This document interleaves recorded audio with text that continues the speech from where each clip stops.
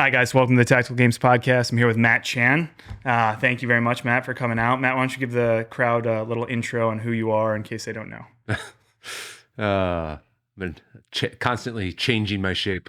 My name is Matt Chan. I am currently a firefighter with North Metro Fire Rescue, kind of North Denver suburbs. Been doing that since 2017. Sorry, 2007. Oh, wow. Yeah, that's a big difference. Yeah. In that time frame, though, I did take a break from 2012 until 2017. Pursued the sport of CrossFit, as well as CrossFit seminar staff. Kind of did those two things for a number of years. Started the CrossFit Games in 2008, and the last year I competed in the CrossFit Games was 2013. Mm-hmm. And I was on the CrossFit seminar staff from 2008 until 2020. Yep. So kind of that, that training and, athlete world was what I did for those 5 years primarily, and decided it was time to get back to the fire service. Sure. And I'm a husband, father of 2 fur babies. Just really enjoy what I'm doing right now, actually. Yeah. I just tested for lieutenant at the fire department. So that's kind of where I'm at. Yeah. And just starting out in the tactical games now. There we go. Yeah. There we go. So that's obviously, like, there's so much more to your story, and I've learned so much more over the past couple of days. But I think that summarizes it pretty well. You definitely have a serious interest into fitness, and as a firefighter, as a person that is a first responder in America, I think that's like not a rarity, but definitely something that should be celebrated and honored in that community. Yeah. And your dedication to that and to that craft is something that I've learned more about since you've been here. And I think that that's something that's very special that needs to be promoted and endorsed. So why don't you talk a little bit about that? It's it's changed a lot since when I got hired in 2007. Yep. More senior guys back then were generally obviously a little bit more old school, and fitness was not a high priority. Right. Eating well was not a high priority. Yeah. But maintaining your skills as a firefighter and all that it definitely was. Right. I think we're seeing a major shift in at the very minimum, the last 7 to 10 years, both in fire and police, I'd say. Yep. In our area. We're seeing more capable, more prepared firefighters and police officers. Mm-hmm. And I think that's a great shift. Not only because I think people have a better handle on information on how to be fit. There's a million great podcasts out there. Like, you got the Huberman Labs podcast, you got Rhonda Patrick, you got Joe Rogan constantly talking about fitness. And the information is just so readily accessible. 2007, when I got hired, let's face it, like, the internet had been around for less than 10 years. Yeah. And there just wasn't the volume of information that there is now. Right. The number of apps that you could download and pay for a $10 program and get yourself into incredible fitness. Right. It's innumerable. Yeah. And there has been a shift. And, I luckily work for a fire department, and I'm actually on the fitness committee that, makes this this equipment readily available at each station, so that every firefighter, no matter what station they're at, has access to the exact same equipment. Oh, wow. That's awesome. Yeah. So it's pretty extensive too. You can do, if you're into CrossFit, if you're into bodybuilding, it's free weights, everything. There's very few machines in our stations, but you can get it done. Yeah. And I think most guys do. And it's been a pretty cool journey to see where, guys used to walk on the treadmill with 5-pound dumbbells, and that was their workout. Yep. To now, you're seeing most people back squatting, seeing a lot of people doing, Olympic lifting or CrossFit or, something that they're into. Some kind of functional fitness where they're moving their body more dynamically than just walking on a treadmill. Yeah. Yeah. And it's cool. Dudes are bringing in rucksacks and weight vests, because they want to do group workouts now. Yeah. As opposed to just using the one weight vest we have. Sure. You're seeing guys like, hey, let's have everybody bring in a weight vest for this set, and we're going to do something.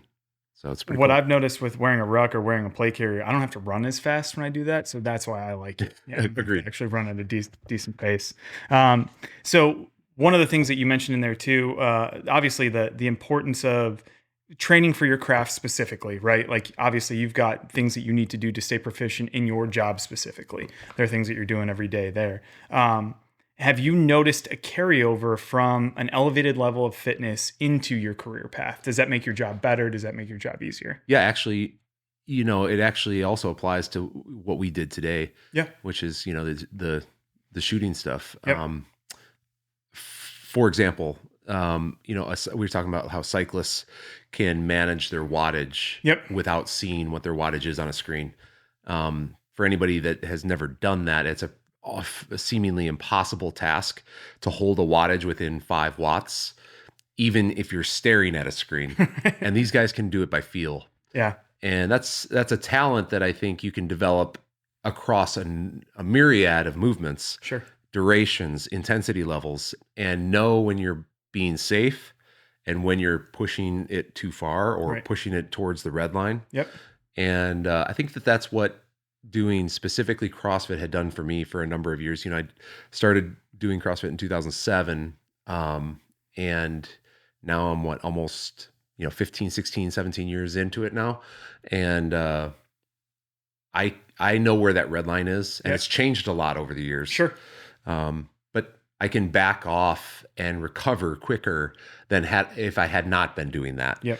And here's an example. So like our engine companies are generally 3-person companies, and we have an engineer. The engineer will stay at the pump panel outside, and then you've got an officer and a firefighter that are going to go interior. That officer and single firefighter are required to do a lot of work. And that's everything from forcible entry to make entry into a burning house, to stretching the line, to putting water on the fire, and potentially even that same crew might do the primary search for a single level. Wow.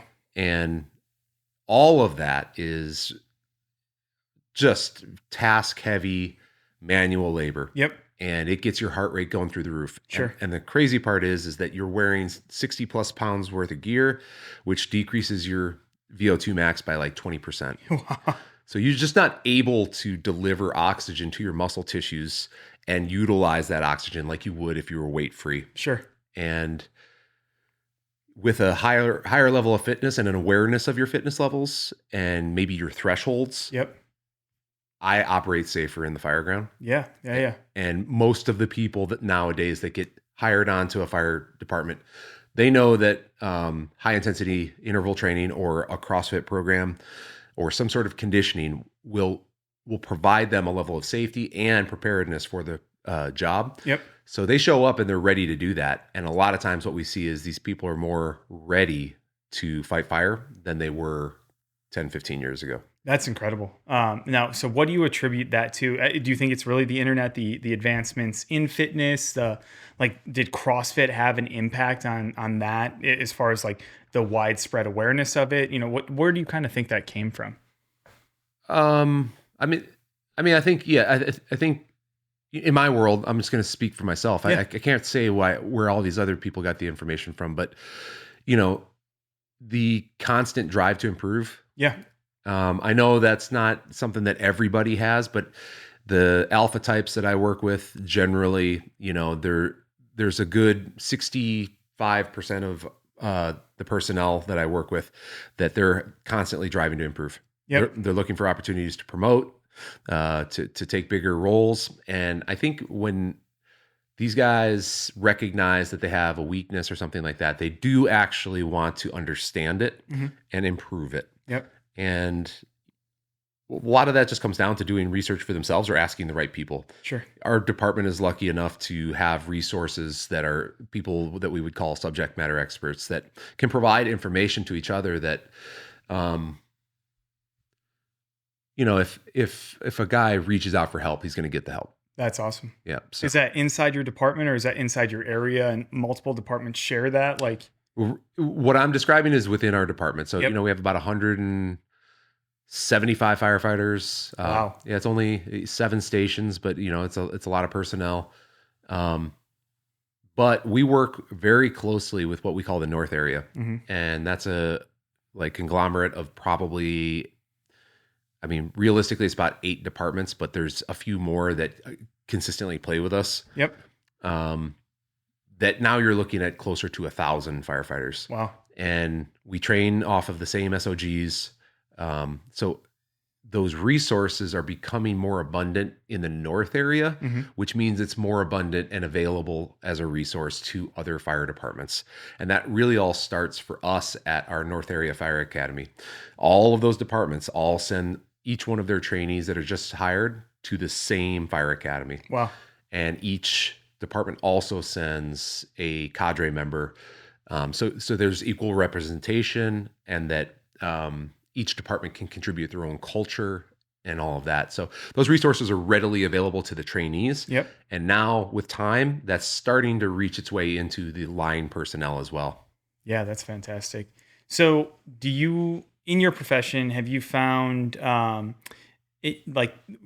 guess, what caused your interest to get into shooting sports? Is that like, where did that come from?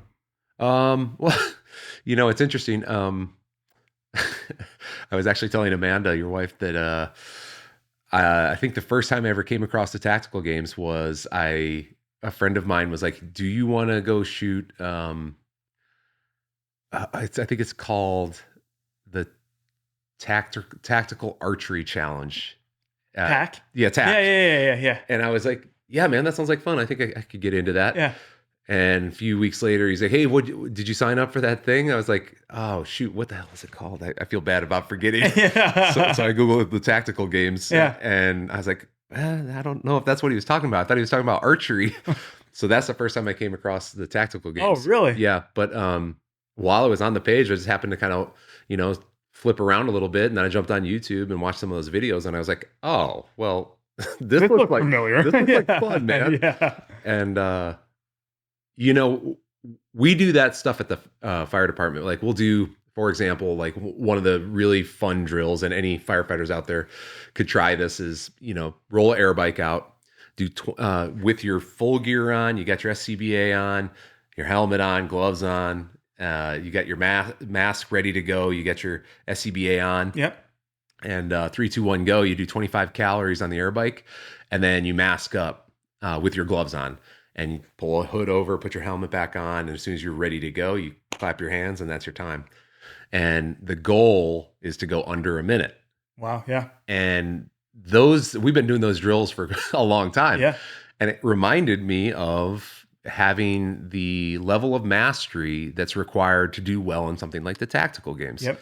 And I've always thought that that's a pretty novel idea to not only be a master at your craft with a firearm, but also now, can you do it under duress? Can you do it while you're breathing hard? Can you master other skills that, take your breath away a little bit and still be the master at that firearm? Yep. And I always thought that was a pretty cool idea. And the fact that it was already out there, of course, if I thought it was something cool, I'm sure 10,000 other people already thought that.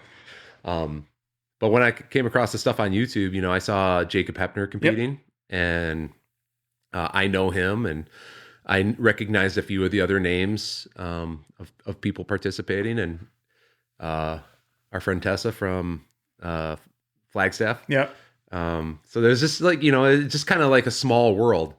And I don't own a rifle, a tactical rifle, a modern sporting rifle, and the handguns that I own are pretty basic. So it seemed like an overwhelming amount of stuff. Sure. Which is what kind of slowed me down a little bit. Yep. But I've slowly accumulated the stuff, and, had some inspiration to join a team event. Yep. So yeah, man, I think I'm pretty excited, and, shooting with you today, that was a lot of fun. And it reminded me too that I do know what I'm doing with a handgun. Right. It's just I had to knock the dust off. Yep. and get out there and do it again. Yeah, I haven't told anybody. I think Ro might be the only person that knows that you and I are going to be competing together at the team event. So this will be our opportunity to kind of tell everybody that. Yeah. So I'm pretty stoked about that. Yeah, me too.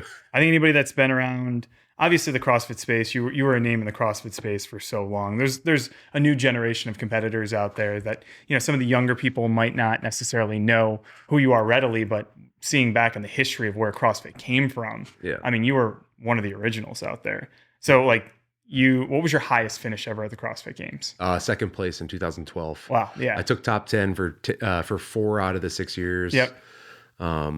couple sub 5 finishes. So yeah. And I mean, so again, like nobody else in the world knows this, and I told you for the first time the other day, you were actually my L2 seminar leader. So when I met you for the first time, I was like, "Oh, good to see you again." And you were like, "Nice to meet you." And I'm sure, how many of those did you do over the Over 220, I think. Yeah. So you didn't remember me specifically out of those 20,000 people that you 60 trained? people at each of them. Yeah, exactly. Yeah.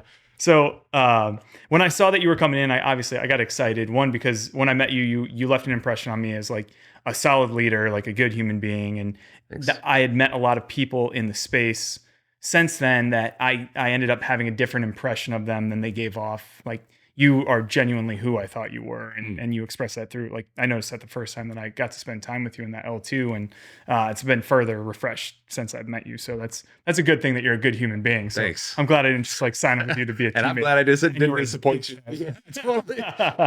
Yeah, that was a good time in my life. I'm glad I did it. I'm glad I'm not doing it anymore. Sure. But, working for the CrossFit seminar staff, I got to meet a lot of really jazzed up people that were fired up about that stuff. And it's led me to meet a lot of people that, I like what they do, like you. I mean, inspiring other people, from the same background. You and I kind of came from the same background, and you've continued to do it. And that's pretty great. And, hearing your drive to see the tactical games succeed is also very honorable. And I think it's going to catch on, man. I'm glad I'm getting, it's like CrossFit. I'm glad I'm here now, not 10 years from when now. all the monsters are out there just doing ridiculous stuff. Yeah. We've got them now. And that's one of the most impressive things to me is, there's kind of this obscure group of people that compete in this sport right now, but their proficiencies are so different and it's widespread. But when you see them come together and compete against one another, they clash really well and they go to head really well. It's kind of like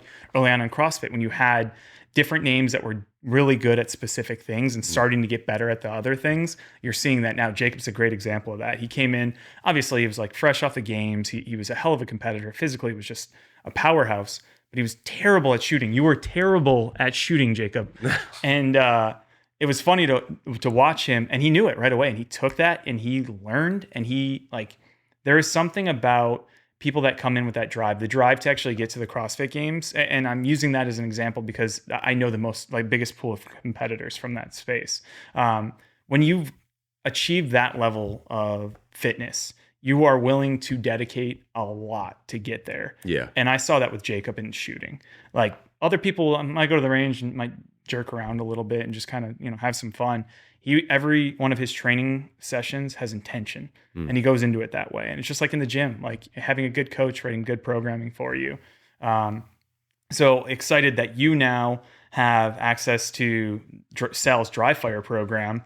That's kind of like that start to that, like really following that, you will start to notice proficiency generating in spaces that you might not have figured it would be. Yeah. Like trigger press and prep and press, like all of these different things are going to start to become second nature to you. Yeah. And then like under duress, it's very easy to replicate. I say very easy. It's way more easy to replicate than when you're just on a flat range and your heart rate isn't right. You're not high. Thinking about it, every step-by-step little thing like I was today. But even still today, like I've definitely seen other competitors come out, and the first thing that they do when you give them a weapon and they try to move laterally with it is they do this like very awkward high step, but you actually move very well and had awareness. So you could tell that you'd been around firearms before, that you'd operated firearms before. Yeah. So what's something that excites you about the sport, about the competition? Like what's something that you're starting to eye right now that you're looking forward to?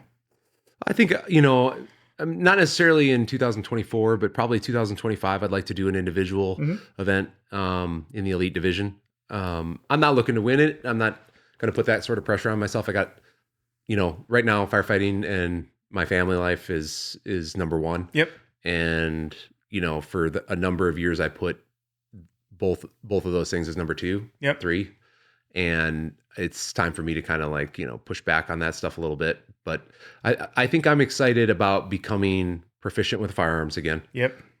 Especially with a rifle. I'm proficient with a hunting rifle. I feel very confident out to fairly decent yardage. And varying weather variables. Yep. But, I've never even fired a tactical rifle before today. Oh, really? Yep. See, and you stepped up there like you knew what you were doing. Yeah. I never would have guessed that. Well, I mean, they're not terribly different, right? I was prone today, so it's Right. not like I'm moving with it. Yeah. So that part of it was easy. Yep. But I think the idea of becoming more proficient with firearms is definitely one of the biggest things. But I think the other thing is too, like, I was telling you earlier that I had the luxury of competing on a television show, Yep. and just that feeling of competing, I miss that. Yeah. I do like it, and I think this is a cool outlet for that. For sure. And I think the other part about it is that the individuals that are participating in the tactical games, the 99% are not, being paid to be there. Right. And they're there because of the passion. And that's what was so cool about the early days of CrossFit, when we were paying money to go to the CrossFit Games.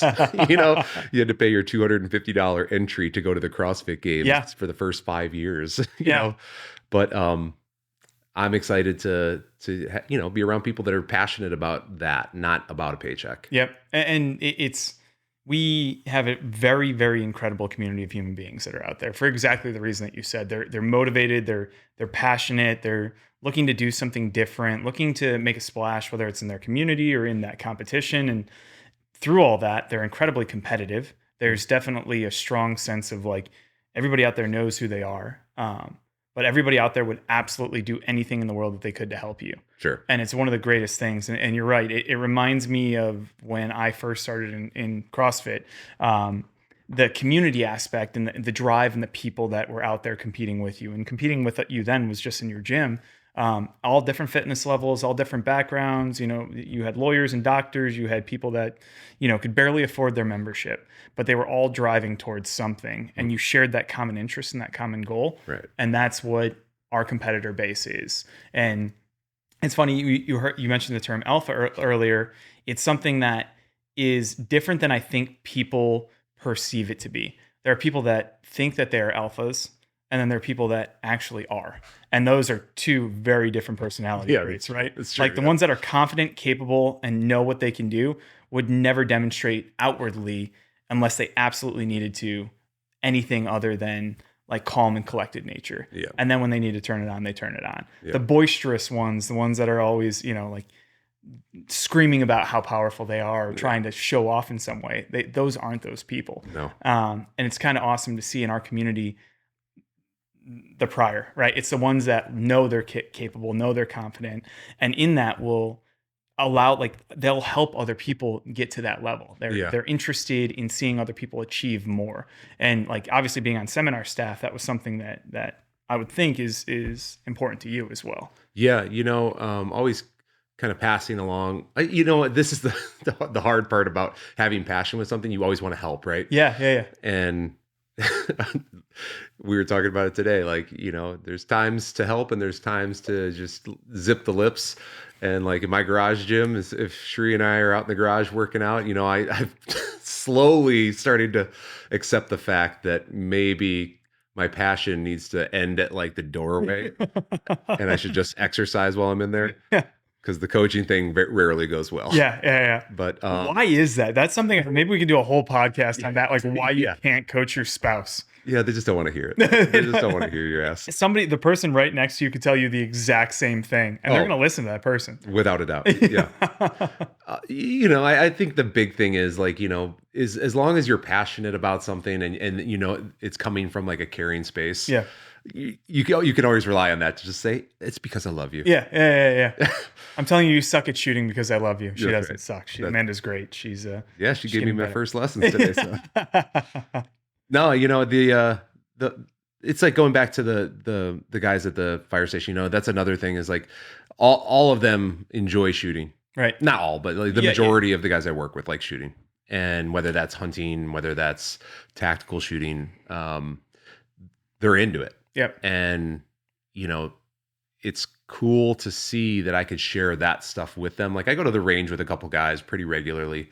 And I think this is one of those things where it's like, we all kind of have common grounds and you look for threads amongst people that you could spend more time with them Yeah. doing things. I don't have kids, so like, spending time with my friends is a big part of my life. Yep. And as other people have kids, a lot of those threads disappear. Yep. So this is like another reason is like I like spending time with people, and going out and shooting is just another activity that you can do that's not sitting at home drinking Or going to the bar. Right, Yeah. exactly. The so many other negative things that we can bring into our lives that we find as entertainment that do us no good and like actually cause detriment later on. Yeah.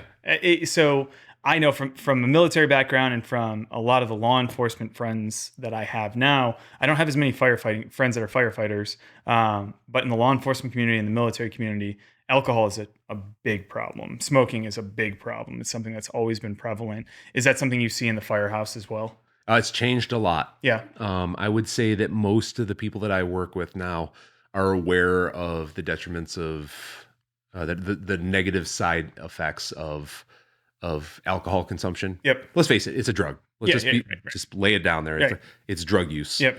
And just like any other drug, when not used responsibly, causes problems in life, Correct. in profession, so on and so on. And I think most of these guys have accepted that as fact. Unfortunately, of course, I think the reason alcohol is the preferred drug for many is because there's no stigma to it. Right. It's socially acceptable. It's socially acceptable. Yep. It's been, around and legal for longer than I'm from Colorado than other drugs. Yeah. And therefore it's the drug of choice for most people, and it's easily dosed. Yep. You know when you're kind of at your limit, and people can choose to go above or below that limit. Whereas, like I think the people that I work with now, they generally seem like they're concerned about their overall well-being because of our job. Yeah. And our call volume. So I looked at it the other day. I was hired in 2007. We had 96,000 people, citizens in the area that I serve. Yep. As of 2022, there's 125,000 in the same exact area. Mm-hmm. And we run automatic aid now into every surrounding area. So our citizen base has grown exponentially, as has our call volume. So there are very few stations now where you're stationed and you're only running, let's just say 2 or 3 calls a day. Most of them you're up at least 2 to 3 times per night, and some of them as bad as like 6 or 7. Wow. Yeah. So like you're not sleeping. Right. And we work 48, so like that's 2 days straight of that. Yep. You get up, you go home, and you feel like a total piece of shit. Right. And I think the people that I work with understand that in order to pull this off for 30 years, you have to find outlets to find baseline again. Right. And that takes time each 4-day that we have off to find that baseline again. Yep. Stress reduction, do a little sauna, do a little ice bath, do a little exercise. But the one thing, anybody that's worn a whoop strap or anybody that, measures their sleep in any sort of way. Yeah. Carbs and alcohol. HRV. I remember every time I drink, I look at it and I'm like, fuck, like, how do you know? Stop tracking me. Yeah. It knows right away. Well, and it's absolutely right. It's just, it interrupts everything. Everything. Yeah. So, I think alcohol is definitely not the preferred drug anymore. Yep. In the department that I work for. So, and that's something that, like, the vice, having an escape is so incredibly important, right? Well, just something to take you down a notch. Yeah. And that's the problem with the fire service, is that stress levels go so high. Right. And stress isn't like a rubber band, right? You can't pull it real high and then let go of it and it's back to flat. Right. It takes time to recover from stress. Right. It's just like exercise, right? That is stress. Yep. So when you're jacked up after call after call after call after call after dopamine pumping like crazy, you name it. Yeah. And it's just going to take you 24 to 48 hours to go back to baseline before you have to repeat it in 2 more days. Yeah. And it's not a winning battle anymore. And I think the younger people that I work with know that. And I think most of the older people do too. It's just, maybe old habits died hard. Yeah. It's harder to break the older guys of something they've been doing for years. Going home and having a glass of whiskey or whatever it might be, it's something that's just part of their habit and part of who they Yeah. seem like they are now. But it's, to their own detriment, I'm sure, unless it's done responsibly. And you and I kind of talked about that. Like, you can be a responsible drinker. There's plenty of people that drink responsibly out there. It's just, Yeah. I feel like it's less prevalent in people that have occupations like yours, like military, like law enforcement, because you're subjected to so much stress, so much. I don't want to call it trauma, but you don't see the best things every day. No. It's not like you're around like the greatest things in the world. You're subjected to quite a bit. Yeah, and honestly, it's something that I think the fire service and probably PD is really good at, is managing that stuff. Yep. And I'm sure I'm just not seeing the long-term effects of it yet, but like, I have peer support that I can reach out to anytime at all. Sure. I got my employee assistance program. Yep. I have a group of people that I work with that are incredibly supportive and will sit down and talk anybody through anything. Yep. So the resources are all there. It's whether or not you feel you need to use them, Right, or whether or not you realize that you need to be using them. sure. And I definitely, over the course of probably the last like 4 or 5 years, have decided that like I'm going to be proactive, even though I don't think I need to use that stuff. I do use it. Sure. And it's definitely incredibly beneficial. The stuff that, I still feel like I have a good attitude at work, and the negative growth stuff doesn't really affect me quite as much as maybe it does some people. Yep. I found that even by addressing those things proactively, I'm a better person. I'm doing better with my wife. Yep. I listen first more often now, and I would encourage anybody to go that route for sure. And again, this is the tactical games is another outlet for something like Correct. that. Yep. Stress reduction, exercise, being with people. It's like the Blue Zones thing, right? Like, having a community is how people live longer. Right. And that's I'm trying to reverse engineer my life. How do I want the last 5 years to be? Yeah. And it's by setting up the groundwork for that shit now. Yep. And I think finding a community, finding a group of people that are interested in something, that are driving towards something, and then going out and if I can create a community where people aren't going out Friday night and getting fucked up because they have something productive to do Saturday morning, that's the kind of community that I want to create. Yeah. They've got some, like, because I remember living in New Orleans, and Friday night we were going out and we were partying, and we would go out and we would party hard and we drink, and like I'm not immune to that. I definitely was a problematic drinker, meaning like I like to go out and have fun, and I would just keep on drinking. It was just something that I wouldn't stop.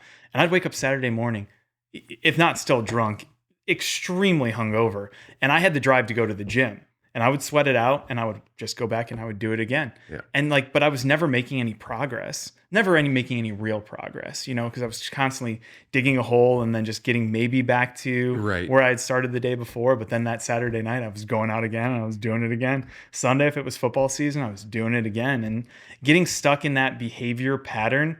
I remember thinking like, well, I don't have any money to do this, or I don't have the funds to, I can't go on that hike or go on that climb. Like, I don't have any money.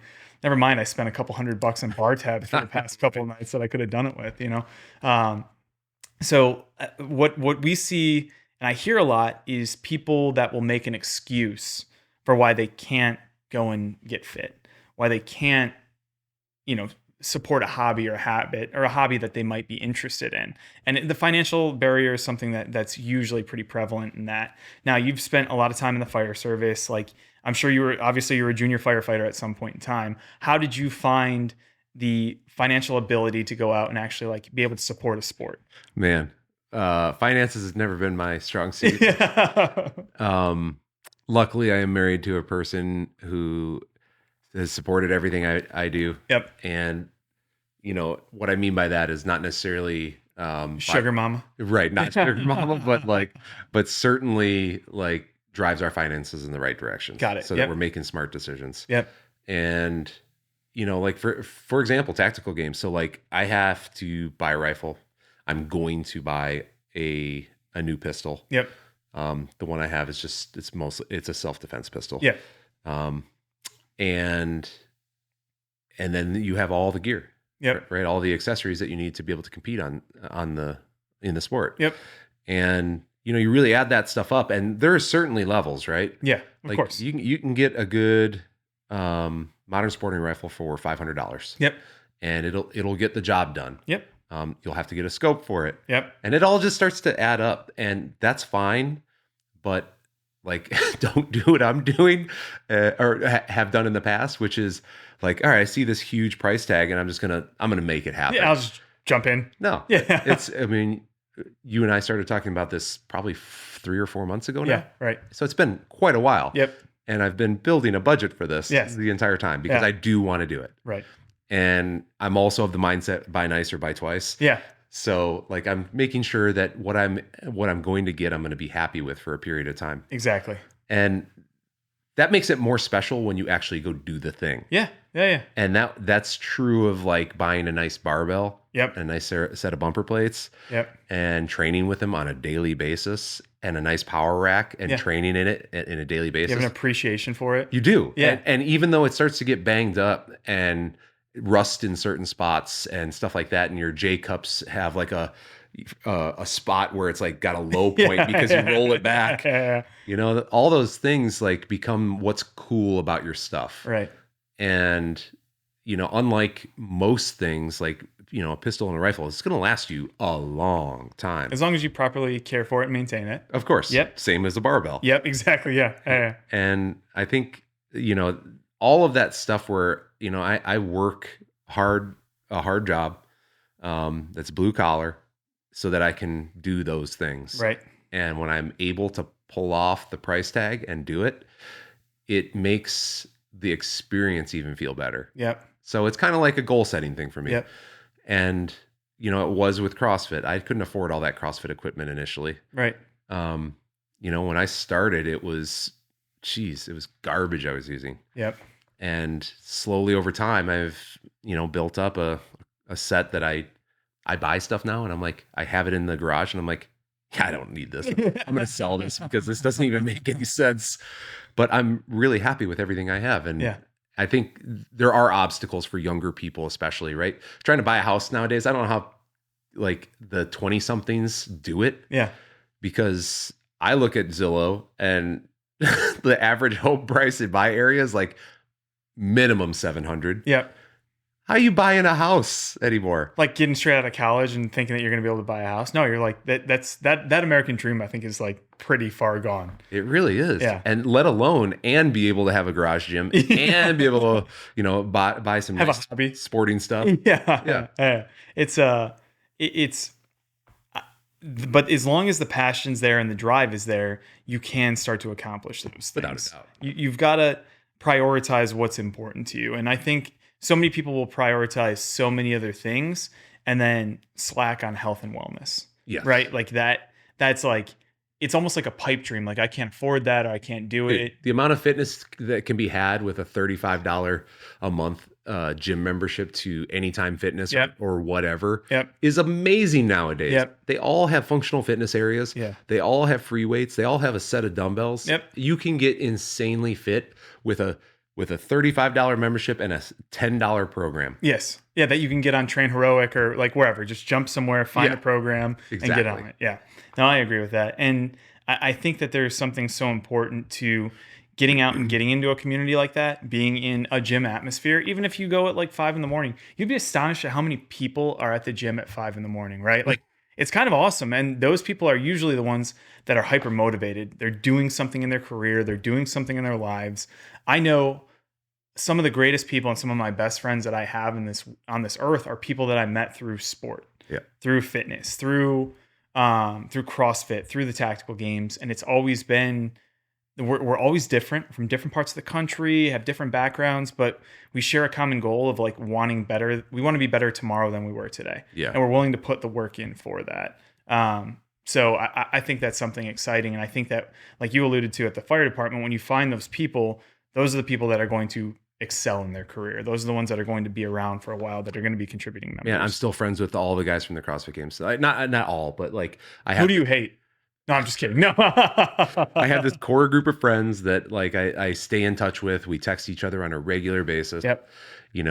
And spend time with all of them. And when we do get to see each other, it's like nothing ever changed. Yep. And I'm hoping the same thing from the tactical games, that Yeah. I get to meet some people at this first event that I'm like, I'm going to stay in touch with. Yep. I'm going to see them at the next one. Yep. And we can move our between event stuff together to kind of hang out and Yep. shoot the shit and learn about each other a little bit. The Chris Spielers, the Jason Kalipas, the Rich Fronings, I stay in touch with all of those guys, and we do things together, if not on a yearly basis, mostly on a yearly basis because of the Rogue Invitational down the road. Right. But, it's sometimes more than that. Like this year I'm riding with Rich on the Leadville, and that's a big deal. Like we're doing a big life event together. Can you briefly describe that for anybody that might not know what Leadville is? Leadville 100 mountain bike race they call it the highest and hardest mountain bike race in the world. Yeah.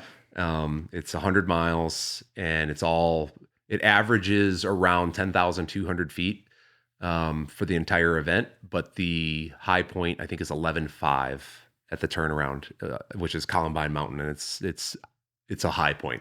Yeah. Very, very cool event. Most of the people that get in nowadays are charity events. Yep. So they raise money for something called the Legacy Foundation, which is sending the kids from Leadville High School to any college that they want, and they will give them $2,000 per year to help pay for it. Wow, that's great. And they raise money through this race. So pretty cool and honorable event. Yep. And it's not easy. And I got to witness one of the most amazing things I have seen from a CrossFitter last year when I crewed for Rich, and my wife and I crewed for Rich, and he told me ahead of time that he was shooting for 9 hours, and it was kind of in my head. I was like, I know I should know by now to not doubt this guy, right? His whole leave no doubt thing. I shouldn't doubt him, so I'm just going to go with it. I was just like, okay, man. So I'll set up the paces for you. We'll figure out where you need to be by when. And we talked about each segment of the race, and he hit every one of those things ahead of time. And I think he ended up finishing in 8:32, which you get this massive rodeo belt buckle. Yep. And that's the 9-hour finish is the big deal. Yeah. 12-hour finish is also a big deal, but you get a smaller belt buckle. And that's what I got when I did it in 2019. So I'm going at this one for redemption. I'm going to see. I didn't know what I was doing the first time. Sure. So I'm going to give it a shot and see, with real training. So I'm riding right now 3 days a week. Yep. If I can do 9 hours. And I wouldn't place any bets on it, but I'm pretty excited to give it a shot and go down in flames if I don't make it. Yeah. So your goal is to finish it in sub 9 hours this year. Yeah, I'm setting myself up for that. That's yeah. awesome. Yeah. That's awesome. What's your goal for your finish at the Tactical Games team event this year? Where do you see yourself finishing up there? I don't know. I mean, I literally have no idea. So. What I can do is I can cut down registration right now, and you and I could be the only men's elite. Perfect. We will finish first. Yes. Well, we could just pigeonhole ourselves into like an age category. Yeah, there you go. Yeah. Because you said you're 44, right? 46. 46. So we're good. We can qualify for the Masters division. Perfect. Combined age is greater than 80. Yep. We're good to go. We are good to go. No, I think honestly, I think it would be cool to, do our best and see where that lands us. But it would be cool to shoot really well. Yeah. And have the fitness stuff all work out really well. But, frankly, I know I've got some gaps in my fitness right now that I've let form over the last few years. Yep. So if those gaps get exposed, then likely not going to win. So, but that's the best part about it is we expose everybody's gaps. Yep. That's the intention behind the sport. And it was the same as CrossFit or any real true test of fitness is you're trying to expose where people have weakness.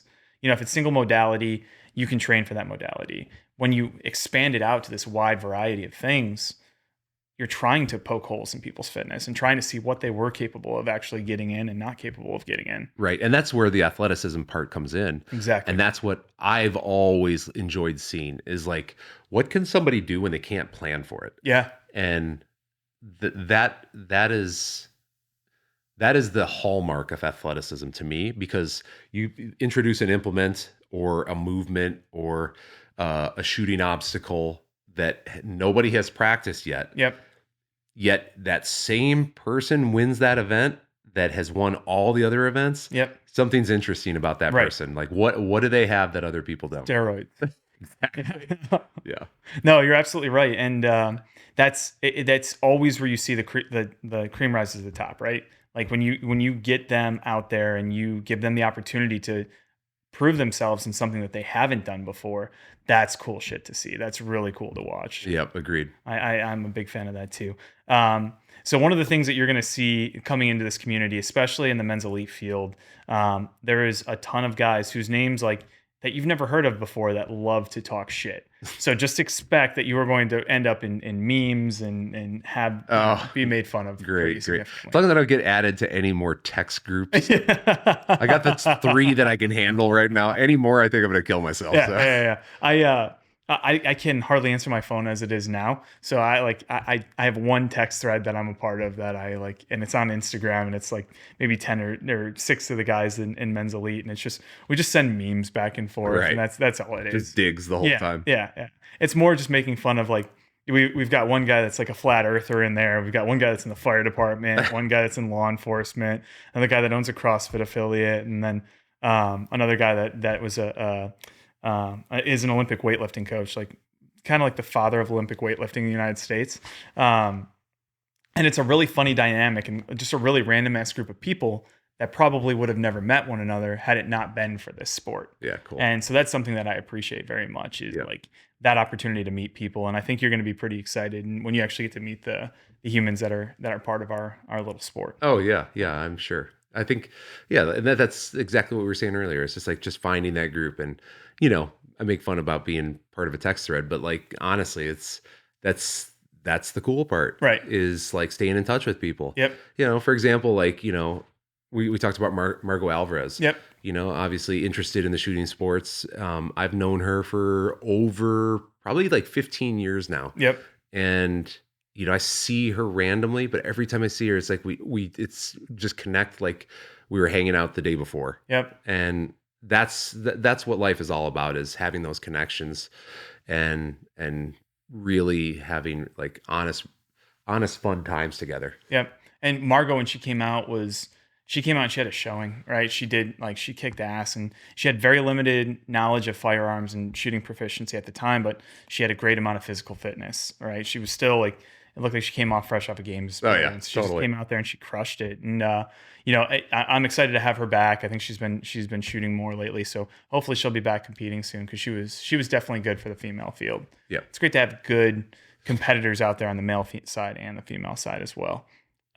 Anything else you're excited about? Anything else you want to get out there before you come out and compete? Anybody you want to talk shit to and rehash that? Anybody from CrossFit you don't like? Oh no. I'm good. The other thing that I've been working on for a long time is our company Train for the Win. Yep. Exercise program. I love it. It's what I do on a daily basis. For sure. And now that I'm mixing in the dry fire stuff and bicycling stuff, the plate's getting a little full, but if anybody's interested in checking it out, trainftw.com. Like, it's a passion of mine. I work really hard on it with my wife, and you kicked the shit out of me today. I'll say that. Nice. Yeah. Yeah. And we do, we mix in the different modes of movement and sandbags here and there. Yep. And so, like, jump on and check it out. Yeah. Cool. All right. Perfect.